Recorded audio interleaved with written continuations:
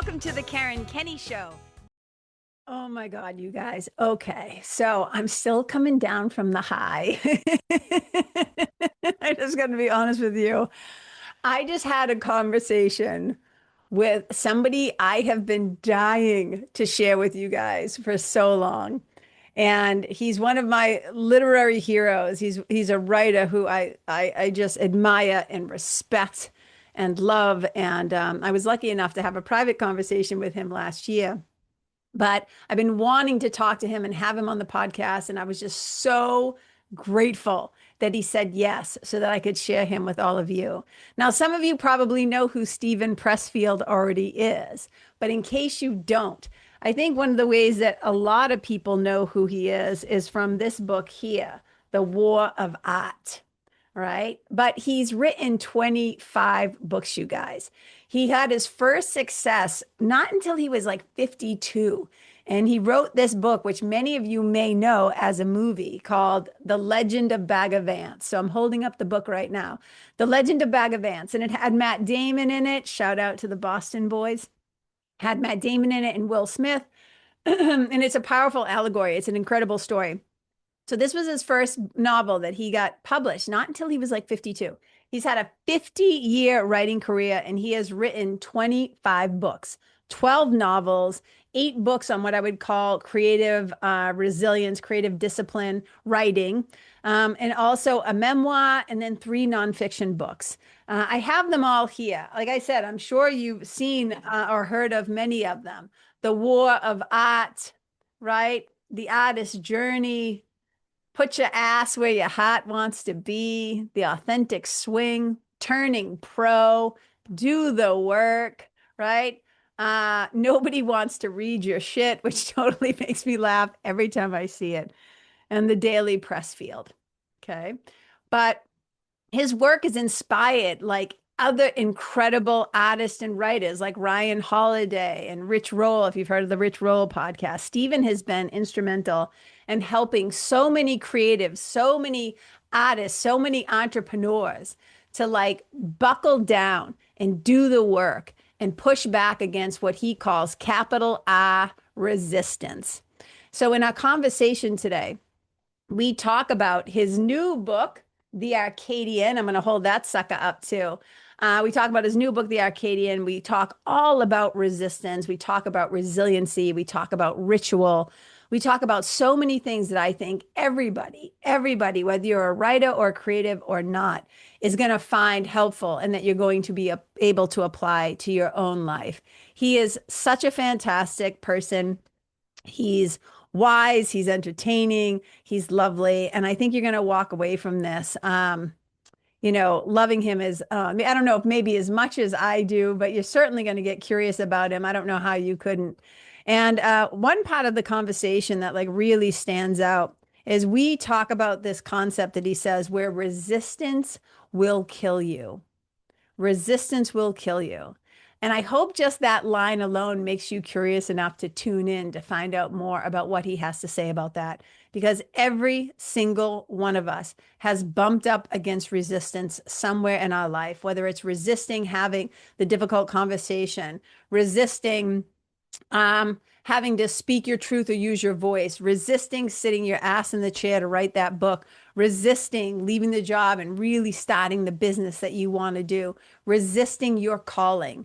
And if we don't resist our calling, if we do resist our calling, I should say, there are consequences. This is an amazing conversation, like 60 minutes. It's jam-packed full of so much goodness. And I hope, like from my heart to your heart, I hope you enjoy this conversation as much as I had having it. Let me know what you think.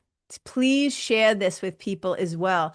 I think it's a conversation that is going to be helpful, like I said, to a lot of people. And just thank you so much for being here, and thank you for tuning in. Hey, you guys, welcome to the Karen Kenney Show. I am out of my mind, wicked excited to be bringing this very special guest. I was already telling Steven before we started recording what a treat this is for me. And you guys know I love you out there at home too, but this sucker is also for me in my heart because I've been wanting to talk to him for a really long time. So, Steven Pressfield, welcome to the Karen Kenney Show. Thanks for having me, Karen. I'm delighted to be here. I'm so excited to have you. And I could talk, I already know, like, we've got about an hour together. I know I could talk to you for hours because I have so many things that not only do I want to say, but I want to ask you. But first and foremost, you have a new book out. We're going to get into this sucker, The Arcadian. I want to talk about this. But before we dive into that, one of the things I like to ask all my guests, especially people who have been around the block for a wicked long time, who know their craft, know what they're doing really well, and are known for whatever field they're in. One of the things I'm most curious about, and obviously use your discretion what you want to share, what you don't want to share, but I'm dying to know because all of your books, I read your memoir, Government Cheese, which I've Ah, loved, but almost all of your stories, or even when you're interviewed, they start talking to you when you're like older, like 27. And I'm curious, like, what were you like as a kid? And the way that you were as a kid, do you think it informs the work that you do now? oh, that's a great question. I grew up in a town that was so vanilla. Its name was Pleasantville. Oh my, This is a real town in near New York City, a suburb of New York City. And I grew up as just like a total sort of Leave It to Beaver kind of a kid, um, sheltered, real sheltered, no real experience of the world. My parents protected my brother and me from, bad stuff.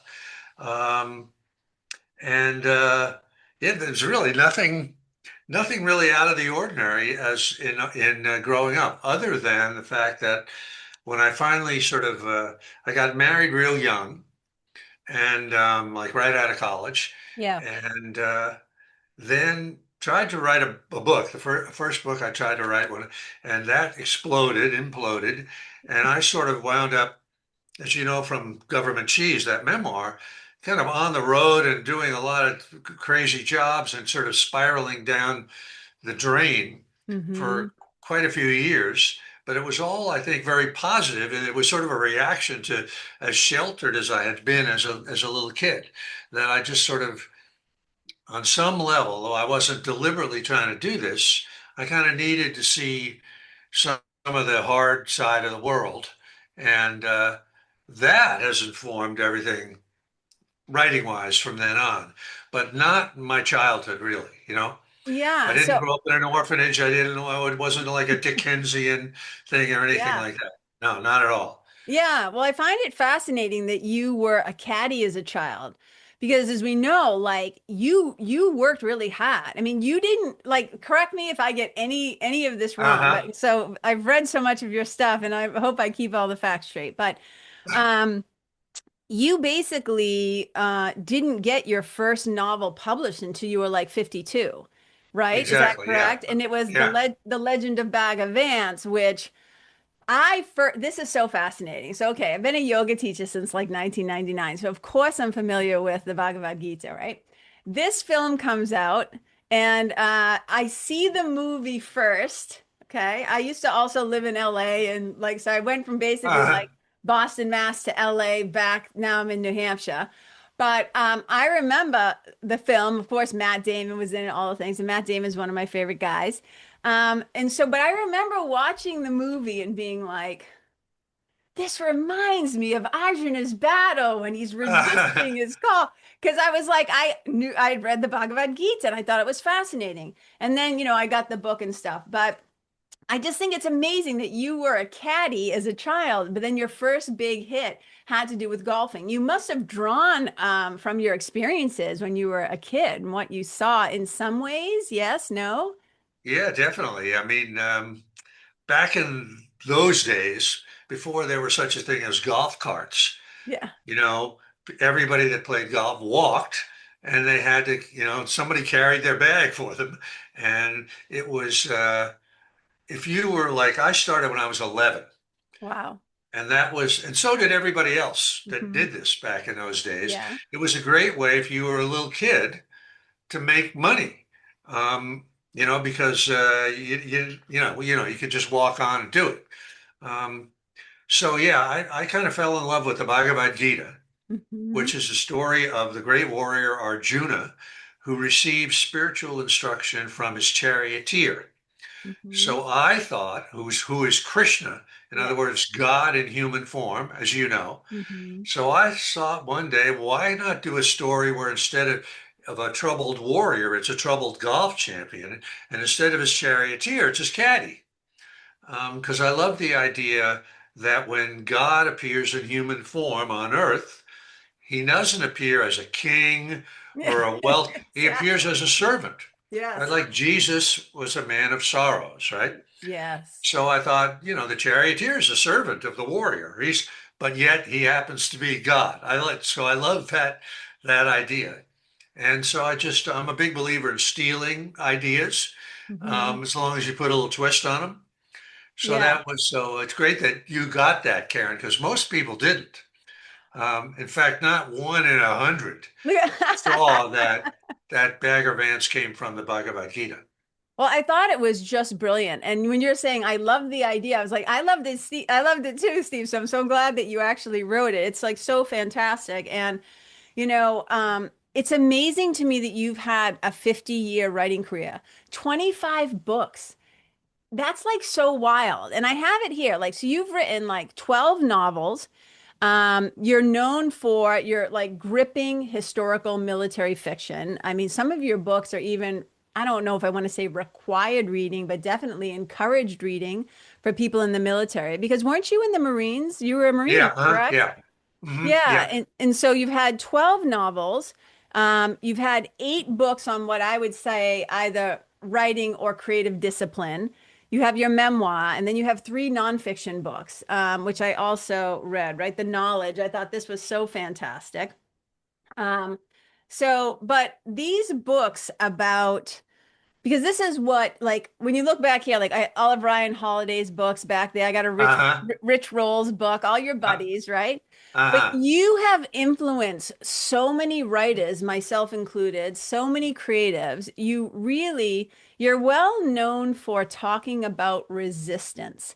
But today, and I want to totally get into that. But the more I've been thinking about you and been thinking about your work and just the effect that it's had in my own life as a creative and just me as a human, I also think you write a lot about, or you embody what I would call resilience and ritual. All these R's, right? The 3 R's, the resistance, the resilience, and the ritual. But I want to kind of get into the resistance. And I'm curious if you said that maybe not consciously, but you worked before you started writing like seriously, right? You worked 21 jobs in 11 different states.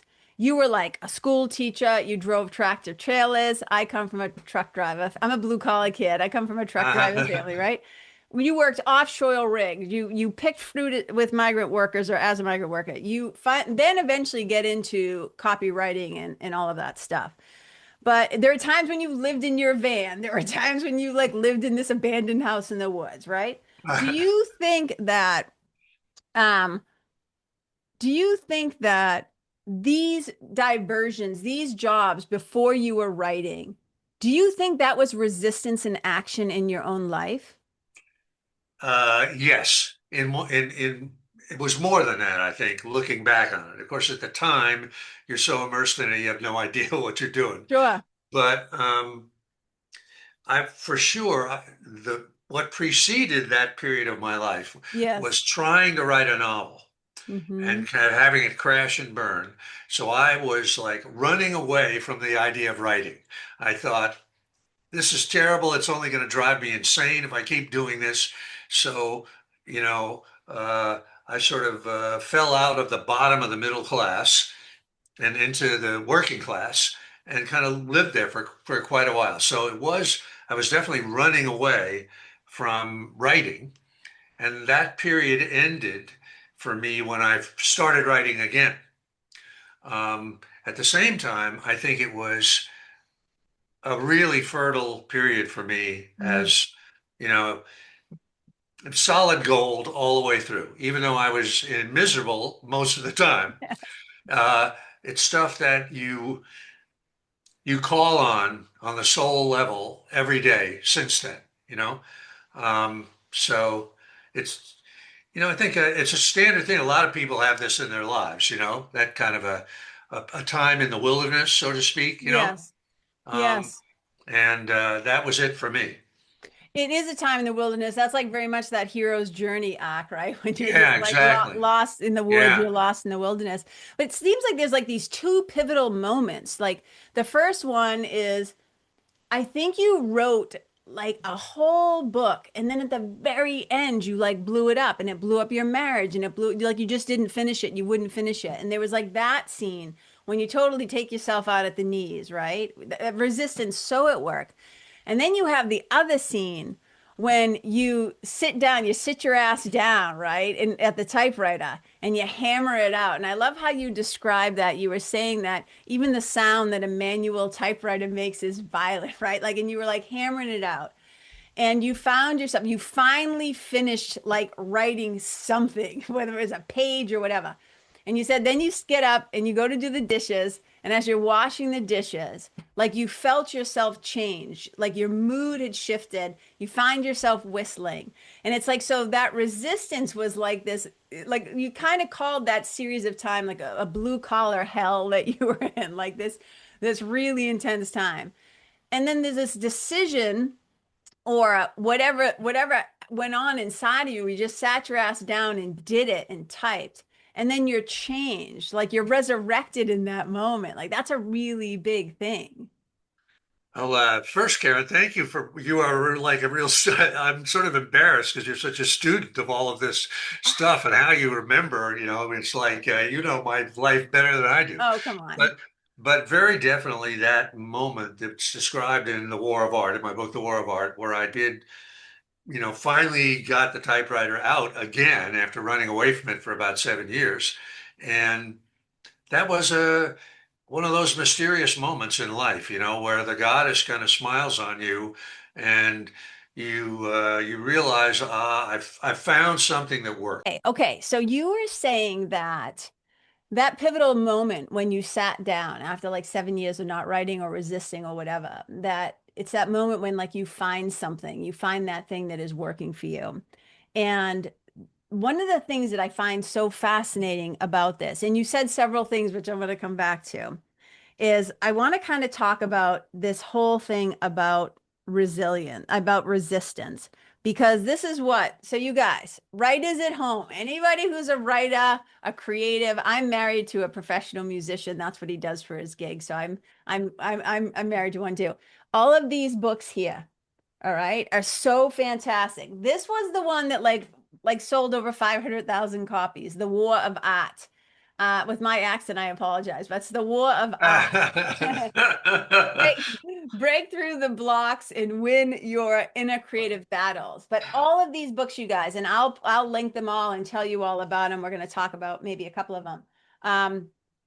These books have been so incredibly helpful for so many creatives. I hope that I know you're very humble. I've seen you teach and speak, and you're a little I was talking about resistance. You're a little resistant sometimes to receiving praise and receiving compliments. I just know this about you, but you have to know, and I hope you let it in your heart on some level, just how many people, like how many writers and creatives and people who are trying to do the damn thing, like that you have given them such hope and such inspiration and motivation and all this stuff. But in this book, in The War of Art, there's this great thing that you say on your website, and I just want to share it with people. I'm not going to read the whole thing, but you say this. You say, if you're an aspiring writer or artist, I've got good news and bad news.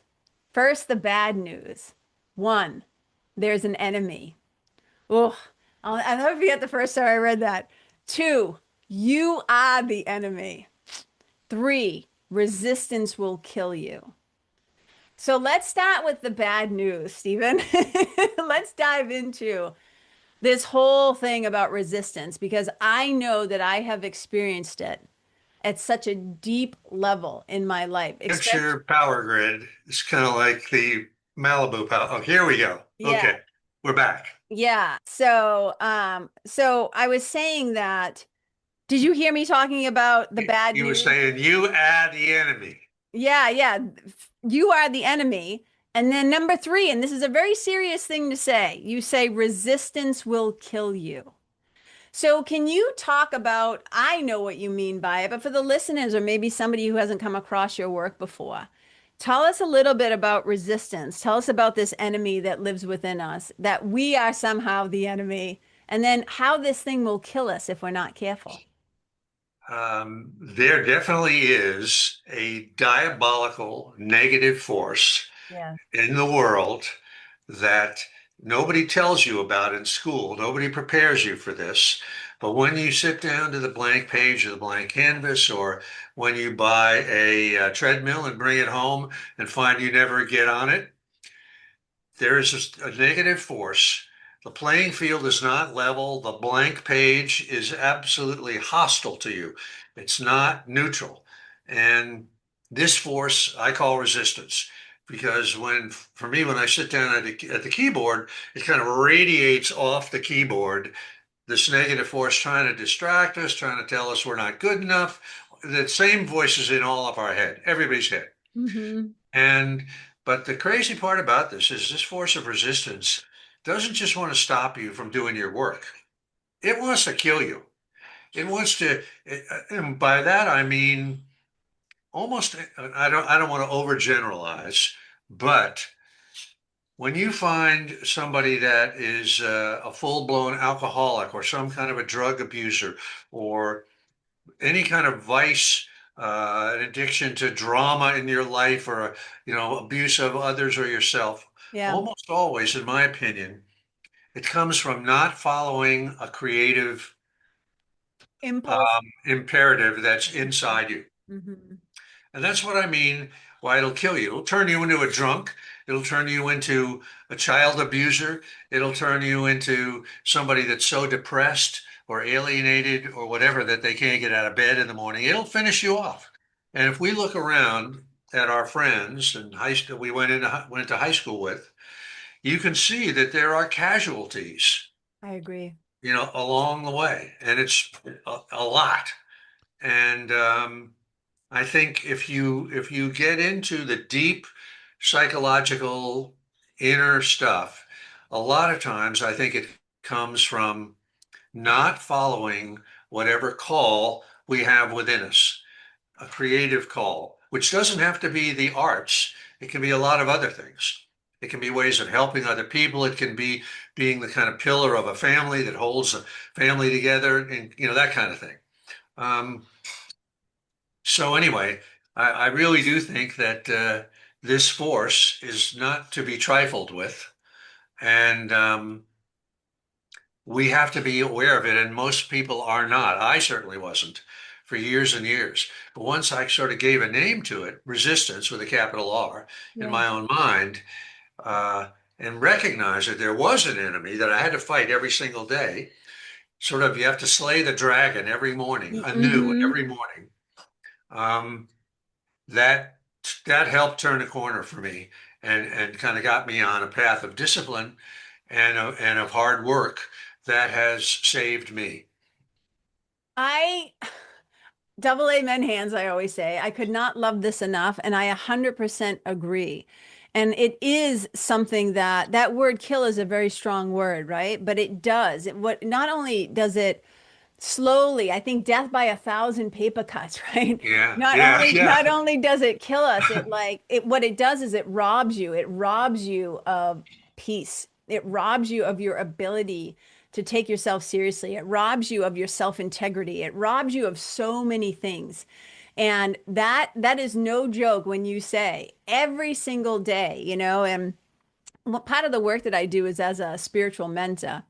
And one of the things I talk to people, I talk about the 5 Ds of a DSP, of a daily spiritual practice. And I say you need dedication, determination, discipline, and devotion. Daily is the first one, though, right? Hmm. Daily dedication, determination, discipline, and devotion. And I think a lot of people give the word discipline. Like they think discipline is like a dirty word. They don't like that word. And we're not talking about discipline that is inflicted on us from outside us, from somebody else, like a drill sergeant or whoever. self-discipline is different. And that to me is one of the most powerful tools that we have. Can you talk about that a little bit? Well, you really hit the nail on the head, Karen. I mean, there's a thing that in school they should teach you that number one before they teach you how to spell or go to the bathroom. And nobody teaches you that. You're lucky if you have a mentor or someone that can kind of guide you. But like you say, there is discipline that is imposed upon us from without by a drill sergeant or a coach or a teacher or Mhm. mentor or parents, right? But then when we're on our own, which we do become on our own, the minute we become an artist or a writer or whatever, right? We quit a job, like, your husband is a musician, right? Mhm. So all of a sudden, the question arises, what time do you get up in the morning? What is your mindset when you get up in the morning? What is your day like? Who do you spend your day with? What do you do during the working hours of the day? And so on and so forth. And then when it gets into deeper questions of like, what do you do when something you've been working on for 2 years crashes and burns? What do you do when your artistic calling is in conflict with the family? With your daughter that wants you to attend the soccer games, or somebody in the family that's sick, you have an aging parent or whatever like that. All of those questions are self-discipline questions. And it's a skill that we all need to learn before we even think about learning to be a dancer or a comedian or all that stuff. It's great. The writing part, the artistic part is the easy part. The hard part is the self-discipline part. Um, That but getting your the ass in great the answer to this is once you've kind of got it, there's nothing that can stop you.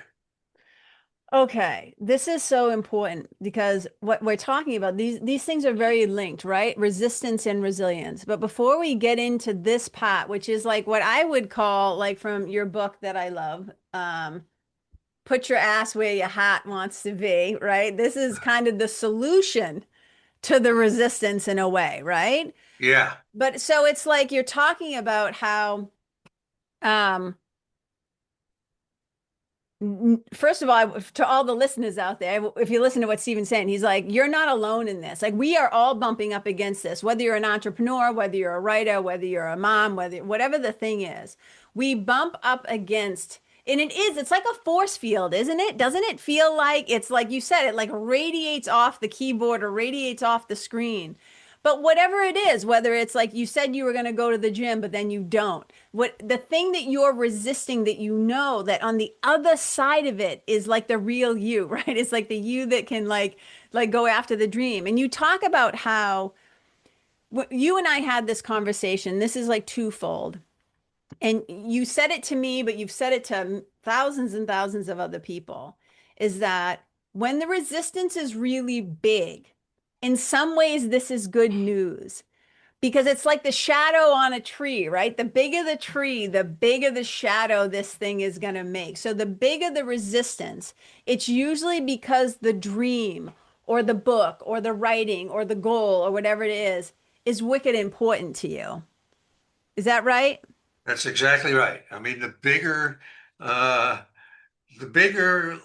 like you said, Karen, when we feel tremendous resistance to something, it's a good sign because it shows us resistance is kind of this, it's an intelligent force, and it absolutely looks into us and can see, like, if we're Herman Melville and we have the idea to write a book called Moby Dick, Yes.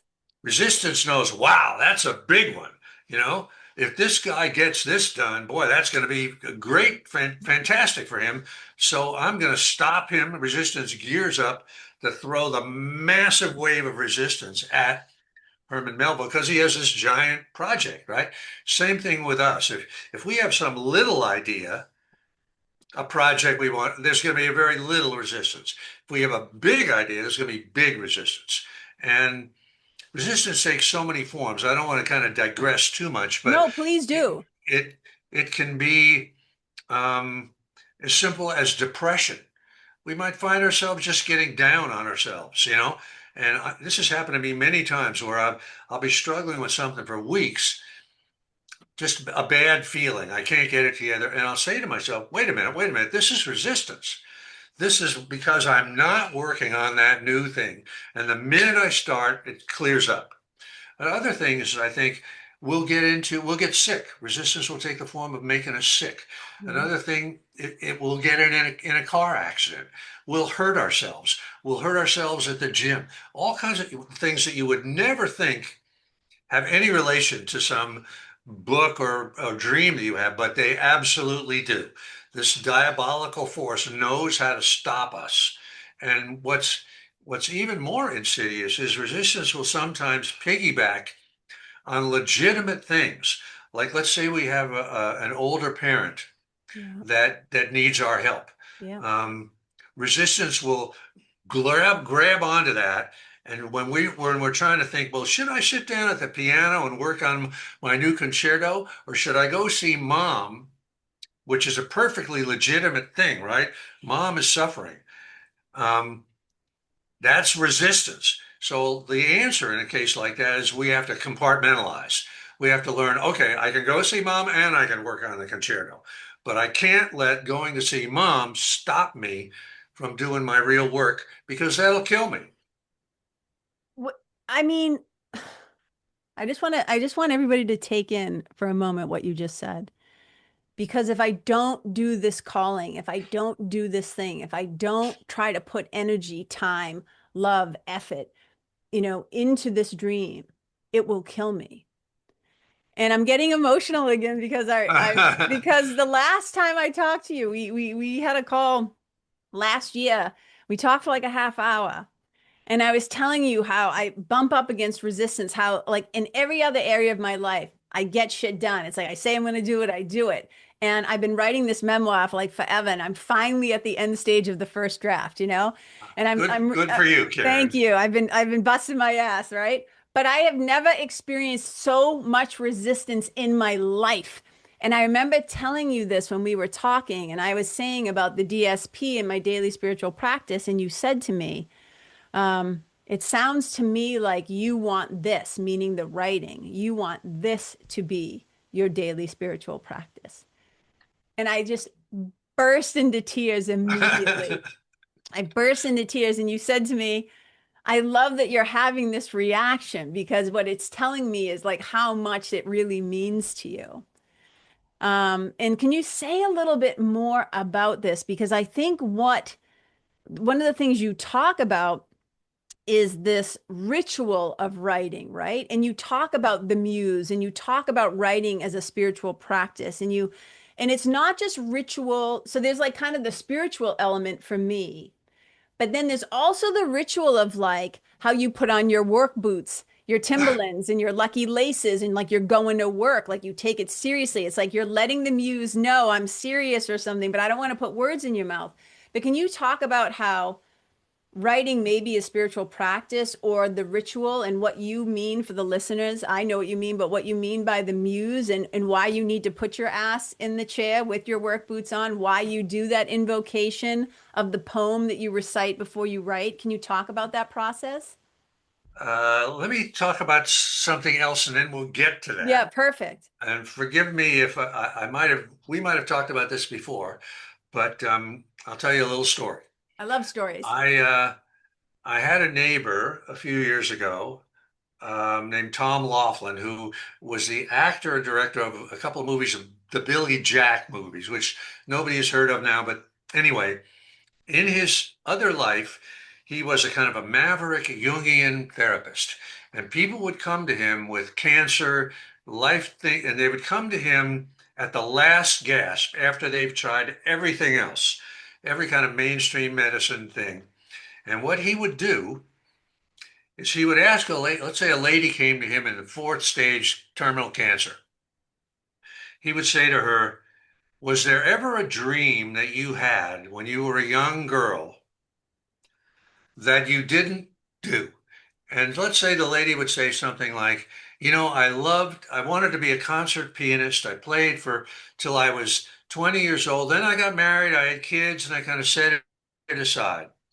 So he would immediately say to her, start playing the piano again. completely serious. Get the best piano. If you have to rent a Steinway for $1,000 a month, get it. Get the best teacher you possibly, in other words, return to that dream and start to act out on it. And cancers would go into remission because because that creative impulse, what I like to think of as an underground river that's flowing inside us, when we don't let that river flow, it flows into malignant channels.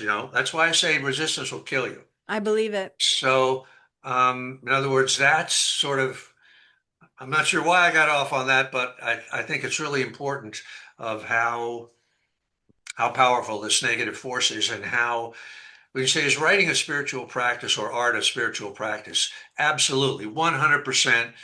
The same as meditation, beyond meditation, if you ask me. In fact, I would say I'm a big believer that we're spiritual beings having a material existence, right? And we got dropped onto this planet, into this material flesh, Yes. and in this world that may be beautiful, but is also hell. And what is the answer to that, in my opinion? The answer is to make art. I agree. Art is our answer, whatever form that takes. It doesn't have to be Picasso painting a painting. It can be, guys, blue collar guys doing custom motorcycles in their garage on the weekend. Or it can be any other kind of thing, starting an organization that helps abandoned children, whatever it is. Art is our answer to that. And if you believe in God, which I do, that's what he or she is looking for. And so the sitting down each day and or going to the studio to do your dance or working on whatever it is our answer to heaven, to God, our way of overcoming whatever this dark force is. It's our response to this dark force. Why, the Almighty put this into the world? I don't know, but it's there. I I'm rarely speechless, Steve. Ask anybody who knows me. But that is so beautiful, so powerful, and I think so true. I have seen, even in myself, that if I'm not making time to write, my anxiety, I'll get a little more anxious. I get a little more squirrely up in the head, you know what I mean? You get a little more jumpy, you get a little more irritable. And it's like there's this life force, there is this creative force that is trying to flow through you. And it's like if you're not doing what you're meant to do, it is like this pressure that like builds up inside of you. And like you said, I mean, that this is where we get autoimmune disease. I'm not saying the only way, but I do think it's one of the ways that we slowly drive ourselves mad. Do you know what I mean? And Yes. I think it's so important. And part of this though, if we can loop back to like the self-discipline part, and I might have these things wrong, so feel free to correct me. But you're a person who really believes in hard work. Like you had said several times, like some version of talent is bullshit. But the one thing I know how to do is I know how to work. I can grind. And so, but you get up like wicked early in the morning. You're at the gym at like 4:45 or something. You work out, I think, like 5 days a week, and then you write every day for a couple of hours. So can you talk a little bit about how that kind of helps you push back against resistance as well? That discipline? At least for me, that seems like the only way to do it, Karen. Like I'm not a believer that you can kind of half-ass your way out of this thing and do, oh, I'll do it when I feel like it. I'll do two or three. For me, it's like an everyday thing. And if I miss a day, okay, I'll make up for it. I mean, I'm not, a machine, but to do it every day is a very important thing, and to do it as hard as you can. To leave it all on the table, or on the basketball court, whatever, however you look at it. So I do, during my younger years, each day was a new adventure, one craziness after another. Mhm. Now that when I became a writer, it went from my hero's journey to my artist journey, which I know you know what I'm talking about. Yeah, so when you turned pro, you mean when you were turning pro? Well, do you have my book, The Artist's Journey, by any chance? Of course I do. Ah, there we go. So what I kind of said then was that I'll give you the real short version here for our listeners. I think the hero's journey in our life that we all have, or have many of them, is when we're searching for our calling and we bounce around and we get divorced and we get drunk and we do all these kind of things and we're lost and and it's very exciting. It's a real adventure. It's the Odyssey. It's Matt Damon, going across. And then we've come home to Ithaca, and we kind of find our calling. We have that moment like I had with the typewriter where I said, okay, I'm a writer, right? And then you start to ask yourself, well, if I'm a writer, what am I going to write? Right. What's my genre? That Yeah. kind of thing. But we go on what I call the artist journey. And from the outside, everything looks extremely boring. Our life becomes very, very simple because we are dedicated, like I'm sure you are with your memoir, to just doing this one thing, right? And I used to say, or I have said, that on my hero's journey, I put 390,000 miles on my old Chevy van. Now that I'm on my artist journey, I barely drive to the grocery store because I'm working. I haven't got time for that bullshit. So I forgot exactly how we got on this subject, but the ritual of a daily thing Yes. is once you become a musician, you're in the studio, you're doing something every day. Um, so, and it's the same with any other form of art or any other thing that's like that. Entrepreneurial, if it's a business, it's an everyday thing. Well, one of the things that you just said, which I want to jump off of, is to now coming to this piece of the resilience. Now, I know that you and your sweetie Diana sadly lost your home that you had lived in for a wicked long time to the fires in LA. And I still think you're not back there yet. No, But we're not. you said something that struck me because I watch like your Instagrams, your videos and stuff that you make. And on one of them you said, we're still not over there, we're still not back there yet, but you said the work saved me. The work saved me. And can you just speak to that a little bit, this resiliency? Because I think of resiliency with you as not pulling the pin. But yeah, the work, this house that we're in right here is a rented house. Yes. But, and the main thing I was asking, and I know Diana was too, when we moved in, is can we work here? Is it, like your office behind you looks to me like a great place to work. It's Oh, kind of homey and funky and it's got all your little tchotchkes and everything. Um, so I can work here in this house. And so that has saved me. That's like a grounding thing for me. yes. Like, I know we've heard stories of like athletes that their father died or something, but they found that when they got on the football field or they got on the basketball court, that was like a refuge for them. Yes. And that's what, writing is for me. So as long as I can keep doing it, everything else will sort itself out. Yeah, I love that. And I want to say congratulations because I know that I think if I recall when the fire happened, you guys lost a lot of your stock, a lot of your books because you also have your own media company, Sarsaparilla Media. And your dad used to say to you when you were kids about, do you want to have a glass of sass or something Yeah, like that? boy, So you named it, you you named know it. more about me than I do, Karen.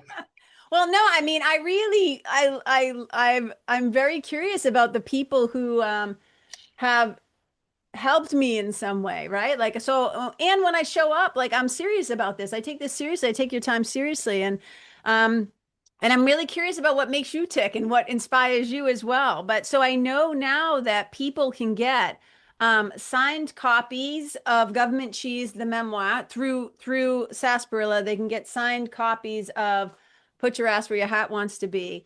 And then this daily tomb, speaking of daily rituals, you guys, this book, the Daily Pressfield, is so fantastic. It's like 365 days of little, I would call them little meditations, little lessons, little snippets of wisdom, but to help you start a project and get all the way through a project. And I know Ryan Holiday had like little inspiration for this as well.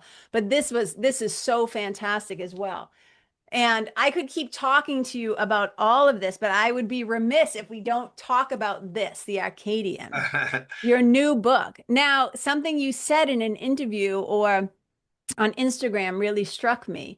You said this book was like 40 years in the making and that you had to like wait, like that inspiration from the quote. So and I don't want to speak for you, but do you want to talk about this book? Because there's somebody who you're a friend with, a younger kid. He might be the guy who's been helping you make videos and promote and stuff.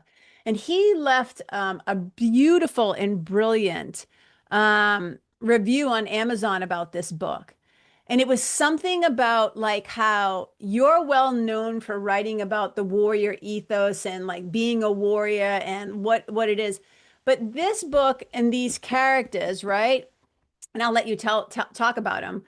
There's something about like the cost of doing all that warrior stuff, the soul level cost, and like, can you regain yourself? But I don't want to put you. So tell me about this book. Tell me about the 40 years and like the heartbeat of this thing. I found a quote about 40 years ago Yeah. from the ancient Greek philosopher Empedocles. And at the time, I said, I got to save this because I know there's a book in here somewhere. And I carried it with me for like 40 years and never could figure out what the book was. And the gist of the quote was, anyone who takes another person's life, I'll try and quote it now, 3 times 10,000 years, that soul shall wander, an outcast from felicity, etc., etc. In other words, you're doomed for this particular crime. So I just thought, oh, there's a book in there. There's got to be a hero there that's going to, and finally I connected it with a recurring character of mine who is the Arcadian, an ancient warrior. And this was the story and is the story of like his last lifetime, where he finally gets off he's been The doomed, karmic wheel. He gets off the karmic the wheel. wheel of karma, Yeah. for crimes he committed in many lifetimes in the past. Wow. He is doomed to be reborn, always as a warrior, always to kill and be killed. And so this story is like his last lifetime, where he finally gets off that wheel of karma. And which, as you were talking about, the idea of kind of the warrior virtues and that sort of stuff, I think really applies to an artist. But if you're an actual warrior that's actually killing people and doing that sort of stuff, you're rolling up some bad karma for yourself, you know? So one has to move out of that archetype eventually, out of the warrior archetype into a higher archetype to be saved. So that's what this story is about. This is so Thanks fascinating. for highlighting it a little bit, Oh Karen. my God, for sure. I mean, and also Gates of Fire and the Warrior Ethos. You guys, like I said, you've written novels, you've written 3 nonfiction, a memoir, whatever. And what we were just the Arcadian, to be honest, I haven't read it yet, but I cannot wait. I've been like sitting on it. It's in my pile. And part of it is because, and I might have mentioned this when we talked last time. I don't know if I did or didn't. But my mother was murdered when I was 12 years old. Oh, no, you didn't tell me that. Yeah. Yeah. So this concept, this idea that anybody who takes the life of another person is like on this karmic wheel. And I think it's so fascinating. I think one of the most maybe the word is transformative things that we can do is to take our traumas and our tragedies and turn them into art. I think it's one of the most incredible ways that we kind of, as maybe not the one, I can't speak for my mother's murderer. I mean, I can tell you that whole story another time, but I think about him and I think about the cost of that act. And I know for me, like the ripple effect or the echo of violence and what it was like in my life. This is what my memoir is about. But being able to like kind of take that thing and make something beautiful or helpful or important, or I don't know, however the readers are going to receive that book, for me has been a healing process. It's been an incredible journey. I think that's, absolutely right on, Karen. And like I was saying before, our answer, as mortal human beings, to the difficulties and the tragedies of this life is to create art in one form or another. And one thing I would say to anybody that's listening and thinking about that for themselves, the work that you produce doesn't have to be directly out of whatever the trauma was. That's right. I think like a lot of guys in the armed forces come back from Iraq or Afghanistan or any of those things and bearing various trauma or things like that and want to write. What you write doesn't have to be your war story. It can be something completely different. Think about Tolkien and that came out of the trenches in World War One and wound up writing, I'm blanking on the name, The Hobbits, yeah, all that sort of stuff, created this kind of magical fantasy world, rather than telling the story of trench warfare. But absolutely, that came out of that experience, So it's our humans' answer, art, to the horrors that we face sometimes in life. Okay, I want to let you go, but I have a final thing I want to share and then ask you a final question if that's okay. So we're talking about the work and the work that you do, and we're talking about art. And you say this, the war of art is not about genius, it's about work. And you say we can't control the level of talent we've been given. We have no control over the nature of our gift. What we can control is our self-motivation, our self-discipline, our self-validation, and our self-reinforcement. You said we can control how hard and how smart we work. And you have this wonderful weekly newsletter that I'm a happy recipient of on Wednesdays, Writing Wednesdays. And your last couple of emails were actually about this, about self-reinforcement, how we can reinforce the self. Do you remember what you wrote in those? Yeah. All right. Can you just leave our listeners? Because I know somebody out there is listening and they're like, oh my God, but Steve, you don't understand how hard it is. And I don't know how to grind and I don't know how to work. And how do I self-reinforce? And you're saying, hey, we can control how hard we work and how smart we work. So can you leave our listeners with maybe a little kick in the ass, a little loving but firm, inspiration? We were talking before, Karen, you and I, about the difference between externally imposed discipline and self-discipline. Yes. Right? So if let's say we're writers, we're dancers, we're whatever it is, if we had a coach or a mentor or a spouse or somebody that was our champion, at the end of the day, they'd say to us, wow, Karen, great work. You sat down. I know you were distracted today. I know you had a lot of shit on your mind, but you sat down. It was a bad day. You weren't feeling right. You really didn't do very good work today. But God damn it, you sat down and you did it. God bless you, And here's an ice cream cone and a slice of pizza, So that's what would happen if we had that person that was going to look after us. But we don't. So we have to do to ourselves. Crazy as it sounds, we have to talk to ourselves. And at the end of the day, we have to say, God damn it, you sat down, you did your work. Maybe you didn't work as long as you wish, maybe you didn't do as well, but you kept grinding. You were rolling the P for another day, and God bless you, and some sort of reward or whatever.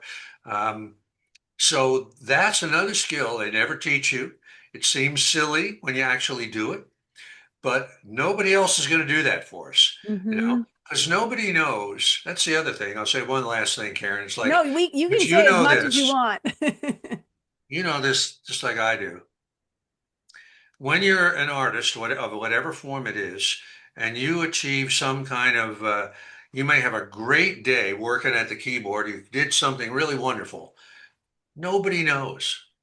There's no way you can share it with anybody. There's nobody cheering. Nobody throws confetti at you. You're all alone with this thing. And the voice of resistance is immediately going to come to your head saying, well, it wasn't that good, what you did today. It's really kind of a piece of shit when you look at it, if we compare it to Tulsa, that kind of stuff. So we need in those moments to be able to reinforce ourselves. Yes. That we have to be our own coach, our own mentor. And it seems silly, but it's the difference. It's like the difference between a professional and an amateur, and the difference between being able to make it and falling by the wayside. And I'm guarantee you that anybody you admire in the creative arts, they do this. Stephen King does it, everybody that knows how to. Ryan Holiday does it. He is a master of this kind of thing. Yes. So anyway, we could talk forever. I gotta go. I appreciate you and your time and your wisdom, your presence so much. Thank you for being here with me and all of my listeners. It has been an absolute delight. And I hope one of my goals is to get out to California. I would love to meet you in person sometime. You're so fantastic. And I'm so grateful for you. And I hope you really let that land. I hope you let that land. Okay, I let it land. Okay. But thank you, Karen, for the massive preparation you've done the last time and this time. And I hope we do get together and meet sometime in person. I'm sure we will. All right. Give my best to Diana. Take care. All right. Take care of yourself and good luck on the memoir. Keep plugging. I will. Thank you, sweetheart. Bye-bye. Okay, bye.